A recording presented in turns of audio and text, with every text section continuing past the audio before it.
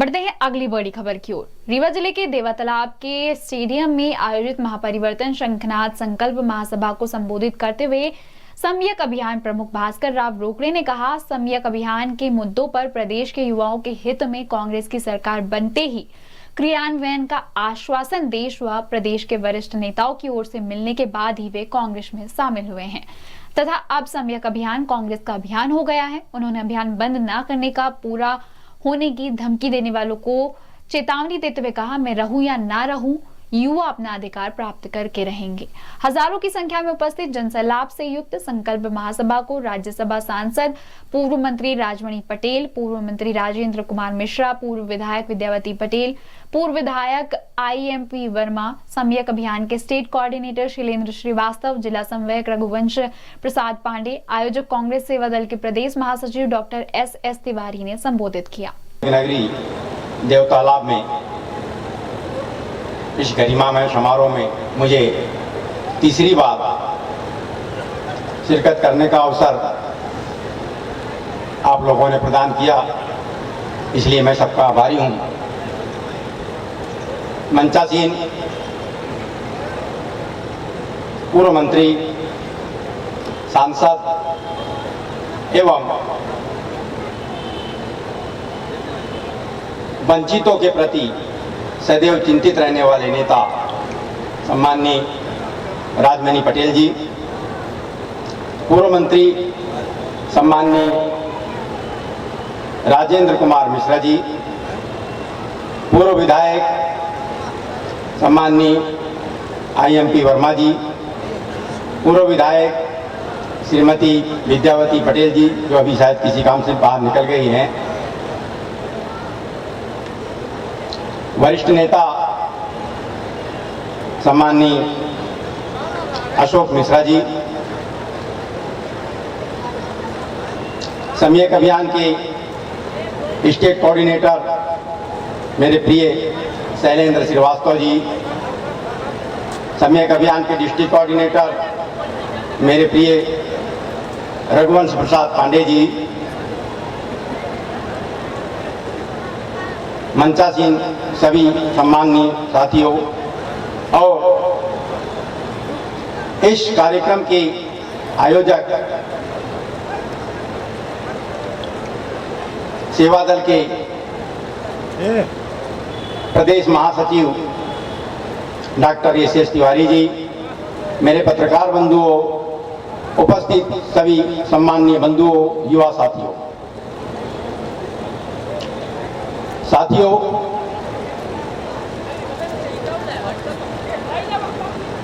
जैसा कि आप सभी जानते हैं, समय समय पर मैंने वास्तव में वंचितों को न्याय दिलाने के लिए गत 3-4 दशक से ही अपनी भूमिका का निर्वहन किया है। बड़े अखबारों के संपादक पद पर रहा। एक बात जो आपके सामने जिससे शुरुआत करने जा रहा हूं, एक बात मैं भोजन कर रहा था, उसी समय टीवी पर न्यूज चलने लगी मंदसौर गोलीकांड की कि वहां 6 किसानों की हत्या पुलिस की गोलियों से हो गई। सुनते सुनते मैंने भोजन करना बंद कर दिया। मेरे आंखों से आंसू निकल आए। मेरे पुत्र ने मेरी ओर देखा, एक गिलास में पानी लेके बड़ा बोले, पापा जी ये तो सब घटनाएं होती रहती, राजनीतिक है, आप थोड़ा भोजन तो कर लीजिए आराम से। मैंने बोला नहीं बेटा, ये राजनीतिक घटना नहीं है। पुलिस ने किसानों की आवाज बंद करने के लिए जानबूझकर चंद किसानों की हत्या कर दी है। और मैं इस विषय पर एक पुस्तक लिखकर किसानों को वाजिब सम्मान दिलाने का प्रयास करूंगा। किसानों के साथ जो अन्याय हुआ है उसे जन जन तक पहुंचाने का प्रयास करूंगा। और मित्रों, मैंने पराकाष्ठा नामक एक पुस्तक की रचना की। मेरी नजर में वो सरकार के दमनकारी नीति का की पराकाष्ठा थी और उस पुस्तक को पढ़ते पढ़ते लोगों के आंखों में आंसू आ जाता है।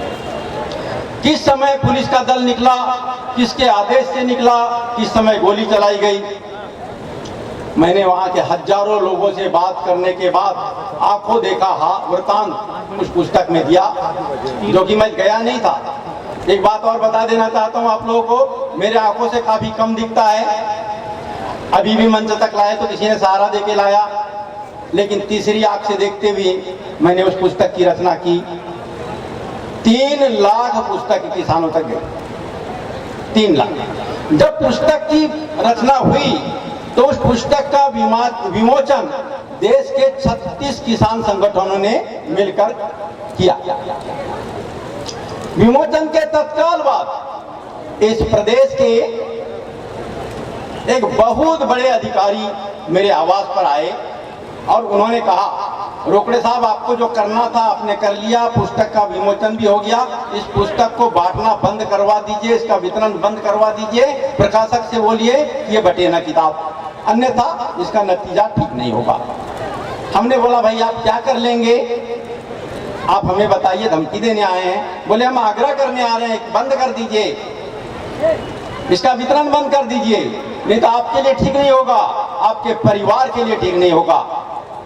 तो मैंने बोला क्या करेंगे भाई बता तो दीजिए, स्पष्ट करिए क्या करेंगे। मैंने अपने पास से डायरी निकाला, उसमें से आधार कार्ड और पैन कार्ड की कॉपी उनके तक बढ़ाया। मैंने बोला पहले पता लगा लीजिए मेरे नाम पे कोई संपत्ति हो तो, और यदि कोई संपत्ति हो तो उस पर बुलडोजर चला दीजिए, ये पूरी आजादी है। अब दूसरी बात, यदि आप सरकार का दमन चक्र चलाकर मेरी हत्या कराना चाहते हो तो उसके लिए भी आपको आजादी है। व्यापम के तहत कई हत्याएं हो चुकी है, ये सब जानते हैं। तो मैंने बोला कोई बात नहीं, एक दिन सबको जाना है, मैं अपना काम बंद नहीं करूंगा। और मैंने कहा लेकिन एक बात ध्यान रखिए, मेरे लाखों अनुयायी हैं, यदि आपने मेरे साथ कुछ किया तो इस प्रदेश के सभी किसान मिलकर इस सरकार की ईंट से बजाएंगे। साथियों, इस पुस्तक की बात मैंने इसलिए किया है कि मैं भी किसानों के हित में कुछ बात करने वाला हूं। एक ही घटनाक्रम। अब उसके बाद में विषय पे और गहराई में जाने के पहले बताना चाहता हूं, यह सम्यक अभियान जो हमारे शैलेंद्र श्रीवास्तव जी ने कुछ विस्तार से जानकारी दिया, जिनके मुद्दे मैं संक्षिप्त में भी आपके सामने रखूंगा। जब यह सम्यक अभियान शुरू हुआ तो तरह तरह की भ्रांतियां भी फैलने लगी।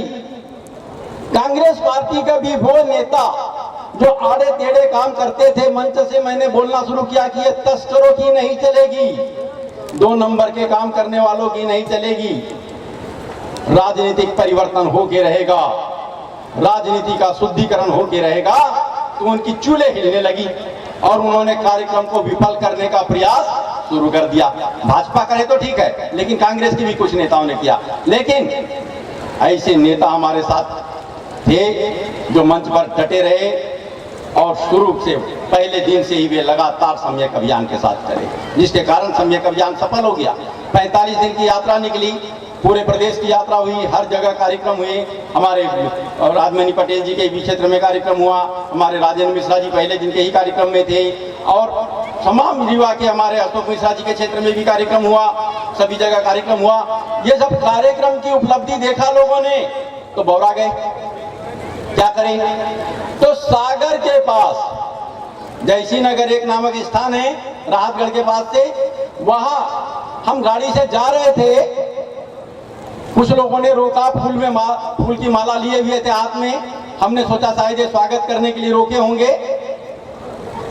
मैं जब ऐसी स्थिति रास्ते में होती है तो बाकी को बोलता हूँ बैठे रहिए, समय बर्बाद ना हो, मैं खुद अपना गेट खोल के निकल आता हूँ, चलो ये 2 मिनट का स्वागत करेंगे फिर आगे बढ़ जाएंगे। मैं गाड़ी से उतरा तो एक ने माला पहनाया, दूसरे ने माला पहनाया और तीसरे ने गाली देना शुरू कर दिया, धक्का मुक्की करने लगे, मेरा चश्मा फेंक दिया और उन्होंने कहा ये सम्यक अभियान बंद कर दे, अन्यथा जान से हाथ धो बैठेगा।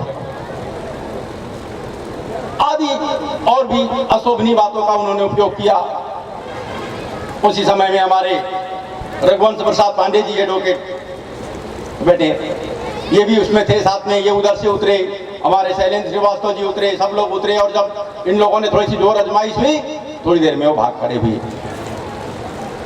मित्रों, मैंने कहा मैं रहूं या ना रहूं, इस प्रदेश के युवा, इस देश के युवा अपना अधिकार हासिल करके रहे। साथियों, बड़ी विचित्र स्थिति है। अभी सदन में महिला आरक्षण विधेयक पारित हुआ, बड़ी नाटक नौटंकी। अरे भाई, एक बात होती है कि महिला आरक्षण, महिला आरक्षण, महिला आरक्षण किसने लाया? सबसे पहले महिलाओं को हक दिलाने की बात किसने की? सबसे पहले राजीव गांधी ने इस पर विचार किया, और नगर निकाय, पंचायत और तो और सदन में भी आरक्षण देने के लिए, महिलाओं के लिए व्यवस्था करने संबंधी बिल लाया गया। लेकिन उस समय उतनी जागरूकता अचानक नहीं आई। पुरुष वर्ग को लगा कि हमारे अधिकारों को छीना जा रहा है, और वो आरक्षण का जो बिल है उस समय पारित नहीं हो पाया। उसके बाद में पुनः इसकी शुरुआत की गई स्थानीय निकायों से, पंचायतों से, और नरसिम्हा राव सरकार के टाइम में विधेयक पारित हुआ। स्थानीय निकायों में, पंचायतों में 33% आरक्षण महिलाओं को मिला। ये सबको पता है क्या? नहीं जानकारी बताइए आप लोग। अब उसके बाद ये महिला आरक्षण का बिल लाना था, फिर रेगुलर संसद चल रही, उसमें ले आते। हमारे सांसद जी बैठे हुए हैं, इस बात को समझ सकते हैं। रेगुलर जब संसद चल रही थी तब लाते, विशेष सत्र बुलाने की क्या जरूरत पड़ी? जब विशेष सत्र बुलाया गया तो हमको लगा कि निश्चित रूप से महिला आरक्षण बिल पारित होने के बाद में महिलाओं के लिए आरक्षण की व्यवस्था आने वाले विधानसभा चुनाव और लोकसभा के चुनाव के समय ही कर दी जाएगी। लेकिन ऐसा नहीं हुआ। महिलाओं के वोट बैंक पर नजर थी, बस बिल पारित करा दिए, बता दिए कि हमने बिल पारित करा दिया, और श्रीमती इंदिरा गांधी ने जोर से आवाज दी इस मामले में, और उनके साथ में सभी सांसदों ने भी इसमें भागीदारी लिया कि भाई यदि महिला आरक्षण बिल पारित करा दिए तो इसी विधानसभा चुनाव और लोकसभा चुनाव में उसके लागू क्यों नहीं किया जाता? लेकिन इन लोगों ने बोला नहीं, अभी लागू नहीं कर सकते, नए सिरे से जनगणना होगी तब लागू करेंगे, नए सिरे से परिसीमन होगा तब लागू करेंगे।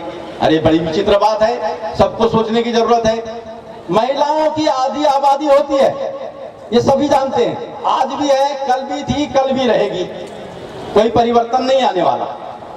तो 33% से नीचे तो नहीं हो सकती आबादी। इसलिए जनगणना के बाद महिलाओं को आरक्षण लागू करने वाली बात सिर्फ बेवकूफ बनाने वाली बात है। दूसरी बात, परिसीमन, मतलब आप संख्या कम कर देंगे मतदाताओं की, प्रत्येक क्षेत्र में क्षेत्र बढ़ा देंगे, संसद में क्षेत्र बढ़ा देंगे, लोकसभा में, विधानसभा में क्षेत्र बढ़ा देंगे, और जब क्षेत्र बढ़ जाएंगे तब आप महिलाओं के लिए आरक्षण लागू करेंगे। ये तो बेवकूफ बनाने वाली बात है। अरे अभी जितनी सीट है उसमें क्यों आरक्षण नहीं दे सकते? ये महिलाओं को गुमराह करने वाली बात है। यहाँ कांग्रेस के पदाधिकारी भी बैठे हैं, उन लोगों को जनता के बीच जाकर ये बात बतानी होगी, महिलाओं को ये बात बतानी पड़ेगी कि ये महिलाओं को गुमराह करने के लिए, महिलाओं के वोट को लेने के लिए चालाकी से चलाया गया एक अभियान मात्र था। कोई विशेष सत्र की भूमिका खास नहीं रही। अब मैं आता हूं,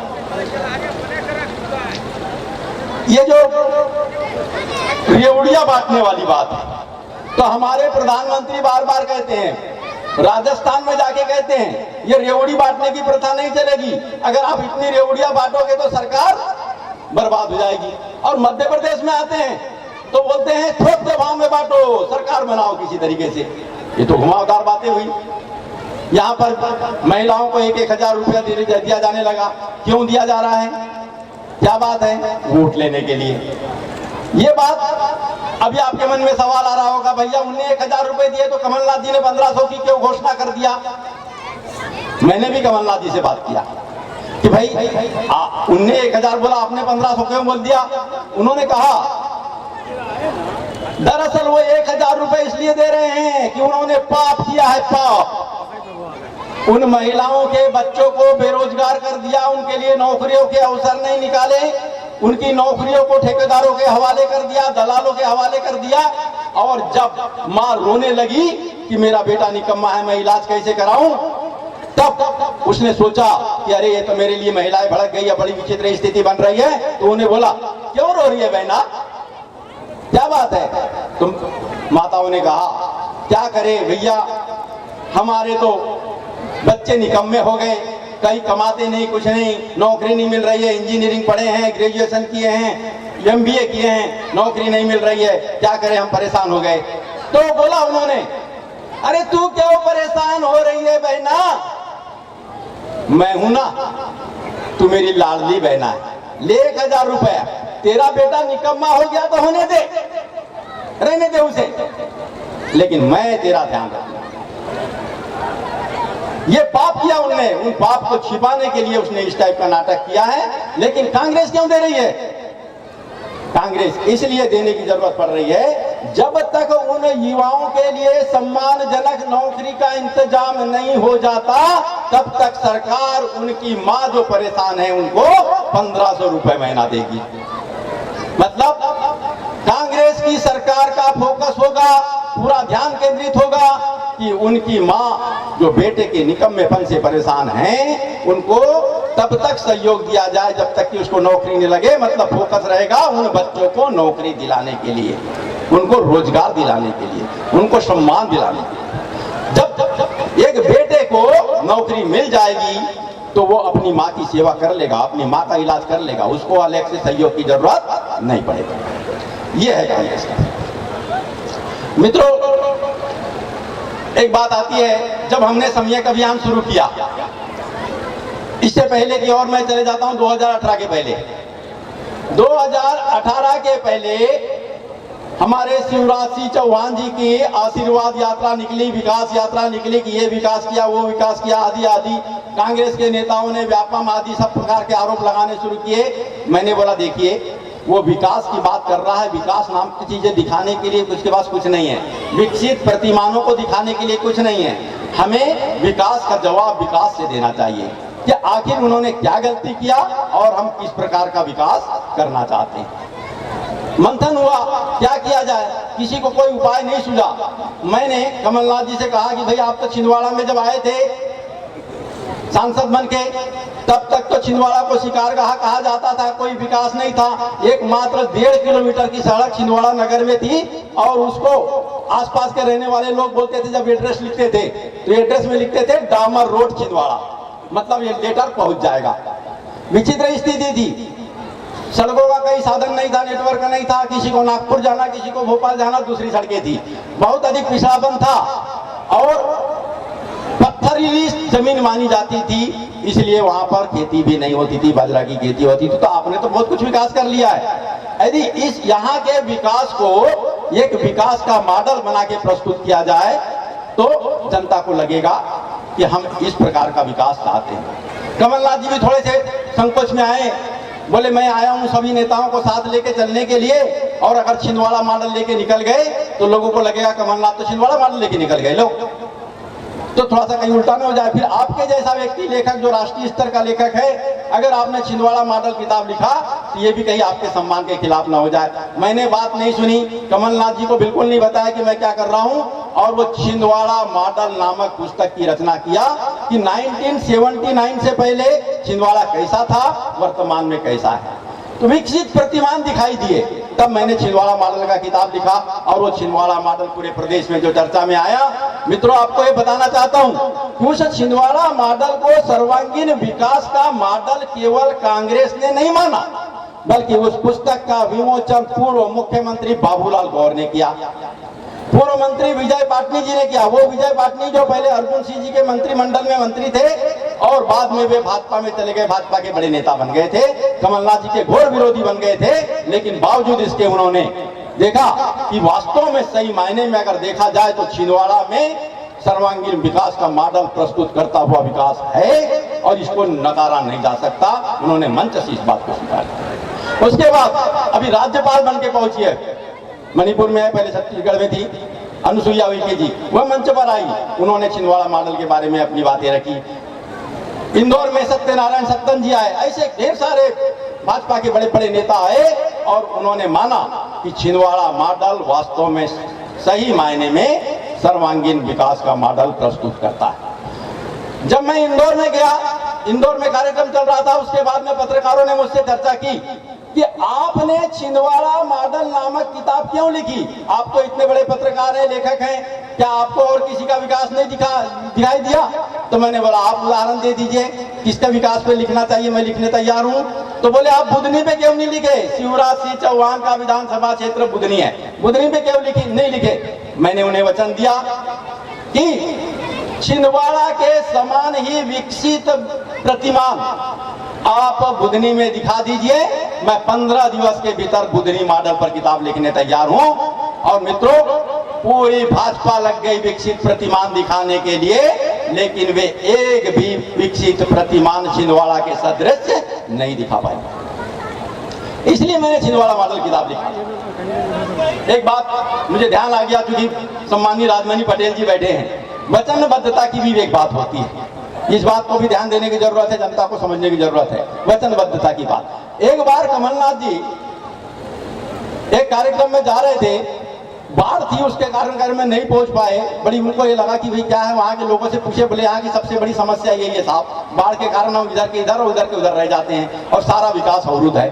तो उन्होंने बोल दिया कि जनवरी का महीना था, पानी ज्यादा आ गया था, बाढ़ आ गई थी। उन्होंने कहा अगली बरसात में आपको पुल पर से जाने को मिलेगा, पुल बन जाएगा। अब बोल तो दिया उनने, पुल बने कैसे? जैसे ही वो भोपाल पहुंचे, अर्जुन सिंह जी उस समय मुख्यमंत्री थे और ब्रिज कारपोरेशन के अध्यक्ष सम्माननीय राजमणि पटेल जी थे। उन्होंने निर्देश दिया तत्काल पुल का शिलान्यास कर दीजिए। अब हमारे सम्माननीय राजमणि पटेल जी बसोपेश में, अरे भाई उसके लिए ना बजट दिया गया है, ना उसका टेंडर हुआ, ना कुछ हुआ, और आप बोल रहे हो जाके शिलान्यास कर दीजिए। पर मुख्यमंत्री का आदेश, मजबूरी में जाना पड़ा, आप गए वहां शिलान्यास करके आ गए। अब शिलान्यास होने के बाद में तत्काल उसी दिन बजट की व्यवस्था करा के, उसकी प्रक्रिया पूरी करा के, और 4 महीने में वो पुल बन के कंप्लीट हो गया था। सम्माननीय राजमणि पटेल जी को ये बात याद होगी कि पटेल जी सही है कि नहीं है? ये पुरानी बात बता रहा हूं मैं। तो ये कमिटेड है, ये केवल कमलनाथ जी की बात नहीं है, बात है कांग्रेस के नेताओं की, जो अपनी बातों पर कायम रहते हैं, विकास के लिए समर्पित रहते हैं, संकल्पित रहते हैं। अब बात आई, जब हमारा सम्यक अभियान बहुत आगे चल पड़ा, कितने मुद्दे ये हैं कि रिटायरमेंट आयु पहले 58 साल थी, सरकार के पास पैसा नहीं था रिटायर होने वाले अधिकारियों कर्मचारियों को ग्रेच्युटी और पीएफ की राशि देने के लिए एक मुश्त। तो सरकार ने सोचा क्या करे, 2 साल रिटायरमेंट आयु बढ़ा देते हैं, इससे बड़े फायदे होंगे, न एक मुश्त राशि देनी पड़ेगी, न पेंशन देनी पड़ेगी, न नए कर्मचारियों को वेतन देना पड़ेगा। इसलिए उन्होंने 2 साल रिटायरमेंट आयु बढ़ा के 60 साल किया। फिर लगा ये समय अच्छा बीता, 60 का 62 किया, फिर 62 का 65 किया। और EPFO, employment provident fund organization ने तो अभी हाल ही में लिख दिया कि इसको 5 साल और बढ़ा दो, 65 से 70 कर दो। तो भाई यदि रिटायर ही नहीं होंगे पुराने कर्मचारी, तो नए युवाओं को अवसर कैसे मिलेंगे? हमने कुछ आईएएस अधिकारियों के माध्यम से जानकारी निकलवाया कि यदि सेवानिवृत्ति आयु पूर्ववत 58 साल लागू कर दी जाती है, तो इस प्रदेश के कितने अधिकारी कर्मचारी सेवानिवृत्त हो जाएंगे? तो मित्रों, हमारे पास में जानकारी आई, कुल 5,30,000 अधिकारी कर्मचारी 58 साल सेवानिवृत्ति आयु लागू होने पर सेवानिवृत्त हो जाएंगे। तो हमने ये सम्यक अभियान के माध्यम से संकल्प लिया कार्यक्रम में कि 1 जनवरी 2024 को हम प्रदेश में युवा दिवस मनाएंगे, और युवा दिवस मना करके सरकार को बाध्य कर देंगे 58 साल सेवानिवृत्ति आयु लागू करने पर तत्काल 5,30,000 युवाओं के लिए सम्मानजनक नौकरी के अवसर सुनिश्चित हो जाएंगे। अब दूसरी बात आती है आउटसोर्सिंग। अभी हमारे शैलेंद्र श्रीवास्तव जी ग्रामीण क्षेत्र का दौरा कर रहे हैं, कल आके उन्होंने बताना पड़ता है साहब कि आउटसोर्सिंग क्या है। ठेकेदार के माध्यम से आपके बिजली विभाग में, अन्य सभी विभागों में ठेकेदार के माध्यम से नौकरी लग रही है। ये कंसल्टेंसी कंपनी के माध्यम से जाते हैं, फिर वहाँ ठेकेदार होता है आउटसोर्सिंग कंपनी वाला, उसके माध्यम से नौकरी लगती है। बगल के कुर्सी में बैठा कितना वेतन पा रहा है? 68,000 रुपया। इस कुर्सी में बैठा हुआ कितना पा रहा है? 8,000 रुपये महीना, ठेकेदार के माध्यम से। 9,80,000 पदों पर आउटसोर्सिंग से नियुक्ति की जा चुकी है, 9,80,000। और प्राइवेट सेक्टर में तो 90% पद आउटसोर्सिंग से भरे जा रहे हैं। 9,80,000 पदों पर आउटसोर्सिंग से भर्ती की गई। यदि ये आउटसोर्सिंग प्रक्रिया तत्काल बंद हो जाती है, ये 9,80,000 युवाओं के लिए सम्मानजनक नौकरियों का मार्ग प्रशस्त हो जाएगा। मतलब कांग्रेस की सरकार बनते ही 15,10,000 युवाओं के लिए सम्मानजनक सरकारी नौकरियों का प्रबंध सुनिश्चित हो जाएगा। 15,10,000। और ये बात आपको हर घर में जाके बताना है, हर युवा को बताना है। अब तीसरी बात ये आती है कि भैया प्राइवेटाइजेशन कर रहे हो, प्राइवेटाइजेशन कर दो प्राइवेट, जिसको प्राइवेट करना है, जिस कंपनी को प्राइवेट करना है कर दो। लेकिन युवाओं के हित में ये बात है कि आप सरकारी और निजी क्षेत्र की एक समान वेतन की व्यवस्था कर दीजिए, जिस प्रकार न्यूनतम मजदूरी अधिनियम सन 1948 में लागू किया गया है, 1948 में लागू किया गया है, उसी प्रकार 1 जनवरी 2024 के बाद आप न्यूनतम वेतन अधिनियम लागू कर दीजिए। सरकारी और निजी क्षेत्र में एक समान वेतन की व्यवस्था हो जाएगी, तो हमारे शिक्षित वर्ग के युवाओं के लिए किसी प्रकार की समस्या नहीं रह पाएगी। अब बात आती है चौथी, इन्होंने कंपनियों में 8 घंटे की शिफ्ट ड्यूटी को 12 घंटे कर दिया। आप सोच सकते हैं किसी कंपनी में दिन में 3 शिफ्ट होती है, दिन रात मिला करके 8। अगर 1000 कर्मचारी एक शिफ्ट में हुए तो 3000 कर्मचारी लगे 24 घंटे में।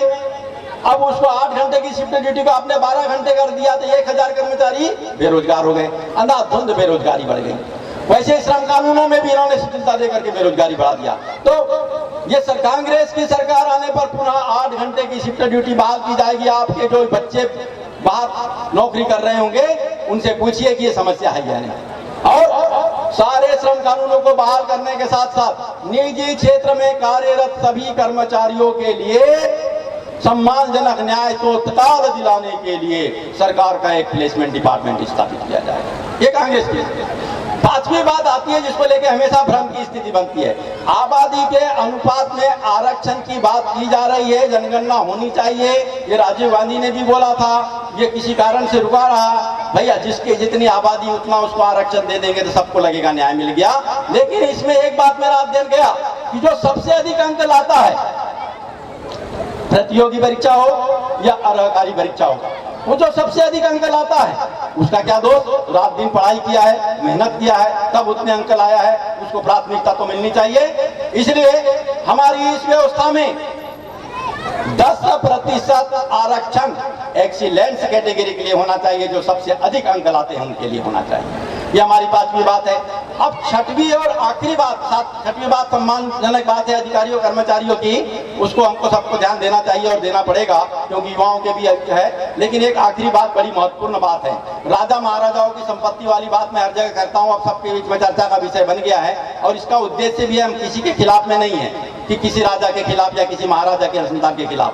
कुछ बातें हैं तकनीकी कारण है, तकनीकी कारणों से जो श्रीमती इंदिरा गांधी ने 70 के दशक में देश में पूर्ण समाजवाद स्थापित करने के लिए प्रयास किए थे, वो प्रयास होने चाहिए।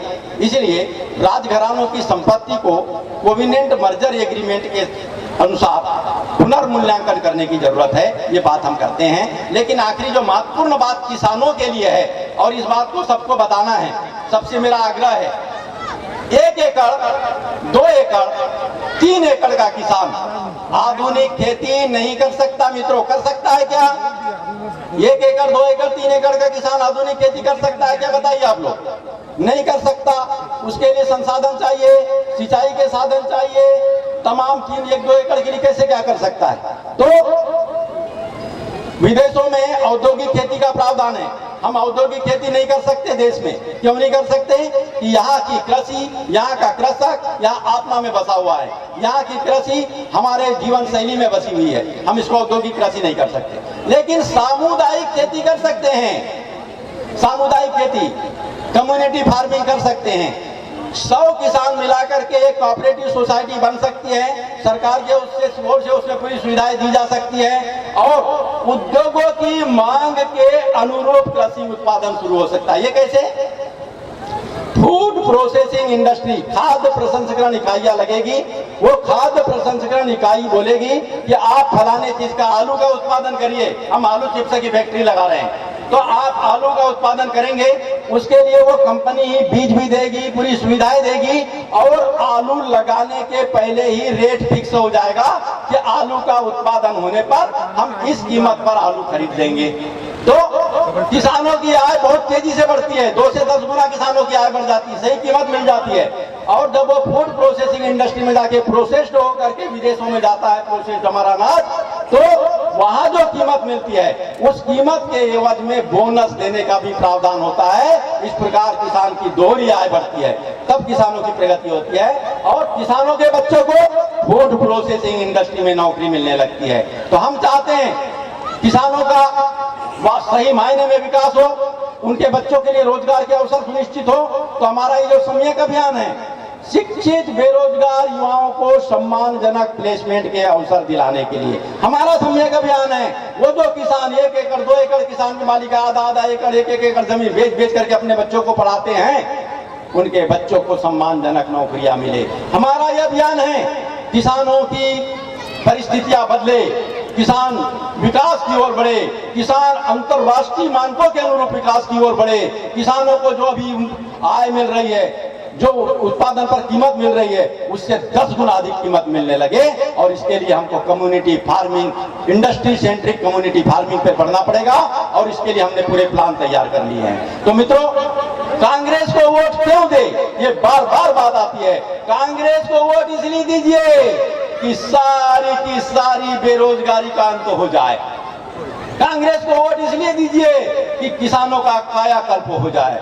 कांग्रेस को वोट इसलिए दीजिए कि मध्य प्रदेश सर्वांगीण विकास का मॉडल पूरे देश के लिए नहीं बल्कि संपूर्ण विश्व के समान समक्ष पेश कर सके। तो मित्रों,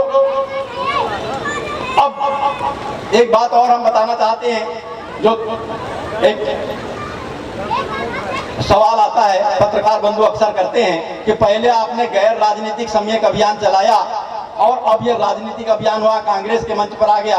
तो हम ये बताना चाहते हैं, हमारे सम्यक अभियान के लाखों युवा जुड़े।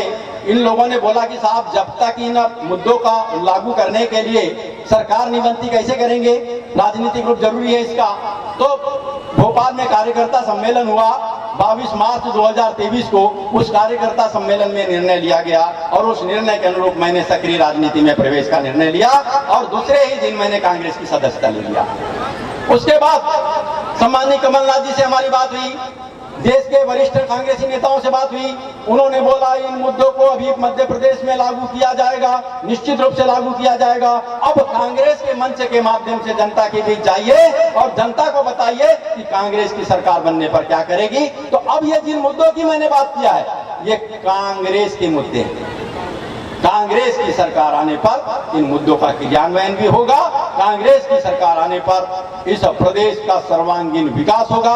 सर्वांगीण विकास का मॉडल ये मध्य प्रदेश प्रस्तुत करेगा। लेकिन प्रस्तुत कैसे करेगा? आप सब लोगों के सहयोग से। यदि आप लोग आपस में बटे रहे तो संभव नहीं है। मित्रों, हर बार जाता हूं, हर मंच पे जाता हूं तो टिकट की बात होने लगती है। भाई, मैं कांग्रेस का इतना बड़ा नेता नहीं हूं कि टिकट बांट सकूं, ये अधिकार मेरे पास नहीं है। अब कोई बहुत प्रभावशाली व्यक्ति हो तो उनकी बात उन वरिष्ठ नेताओं तक पहुंचा जरूर सकता हूं। हमारे डॉक्टर एस तिवारी जी की बात करूं मैं, बड़ा मुझे भी आश्चर्य हुआ जब मुझसे जुड़े। उन्होंने कहा एक कार्यक्रम यहाँ कराया, उसके बाद बोले साहब मैं पूरे प्रदेश में चलना चाहता हूँ, जहाँ कहीं कार्यक्रम हो। तिवारी जी आ गए। पूरे प्रदेश में सम्यक अभियान को, युवाओं के लिए अभियान चलाने के लिए जो अभियान चला, इसको गति देने में डॉक्टर एस तिवारी जी का भी एक बहुत बड़ा योगदान है। वे बहुत योग्य व्यक्ति हैं, इसमें कोई दो मत की बात नहीं है। उन्होंने मेरे कथन के अनुसार, मैंने कहा कि भाई अपने क्षेत्र में युवाओं के बीच जाइए, एक एक गांव में जाइए, युवाओं से बात करिए, बेरोजगारी की स्थिति समझिए और वहां पर जो वास्तव में पिछड़ापन है उसको भी देखिए, समझिए।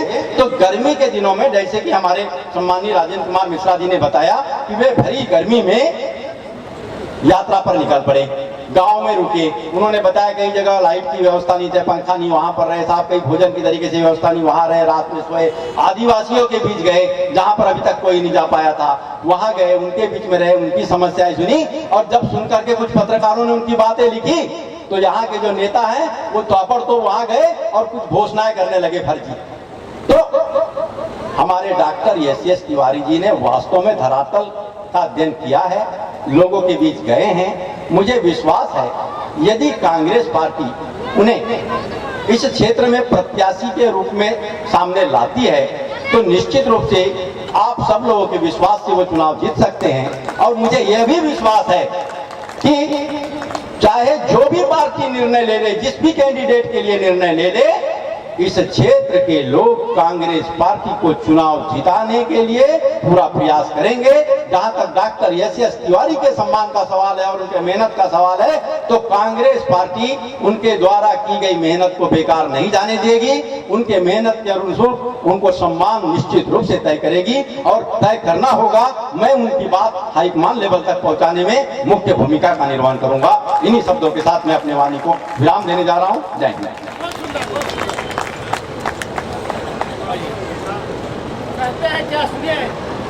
बहुत बहुत धन्यवाद। कहते हैं फानूस बनकर जिसकी हिफाजत हवा करे, वो समय क्या बुझे जिसे रोशन खुदा करे।